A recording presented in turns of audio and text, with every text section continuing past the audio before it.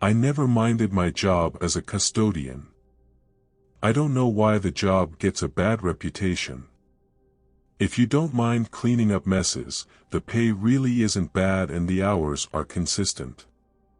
That being said, always be aware of where you get hired to clean and who you work for, because sometimes you will find some truly horrible things. I've been working for this cleaning company in Chicago, and we mostly worked out of office buildings. I was tasked with cleaning for this company that was supposedly in the shipping industry, and I was the only custodian in the entire building.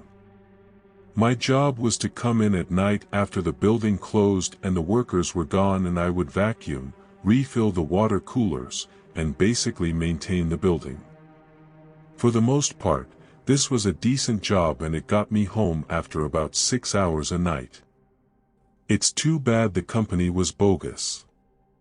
On what ended up being my last night cleaning the building, I showed up to my shift. It was empty as usual, so I let myself in and got my supplies ready. As I began pushing my cart down the hallways, I noticed that the big conference room at the end of the hall had all its lights on. The blinds were closed, so I couldn't see inside, but I could tell the light was still on. I figured it was nothing, and since it was at the end of the hall, I would work my way down to it and turn the light off after cleaning the room. So I began vacuuming out of the offices and working my way down the hallway.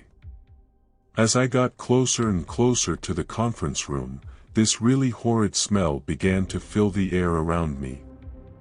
In my head, that meant that someone had something bad for lunch and then it had been sitting in the trash can somewhere for me to find and dispose of. I wish that was the case. As I got closer and closer to the conference room, the smell began to overpower everything else, including the smells of my cleaners. I reached out to the door, the conference room, and swung it open, and right away I knew where the smell was coming from. Inside the room was the 4 owners of the business, all of which were sitting in their chairs, face down in a pool of blood on the conference table. I ran out of the room and called the police. I had never seen anything like that before. It would turn out that each of the men died from a gunshot wound to the back of the head, and when the investigation was over, rumors began circulating. It was being said that the owners of the company had ties to the cartel and the shipping company was more than what it looked like on the surface.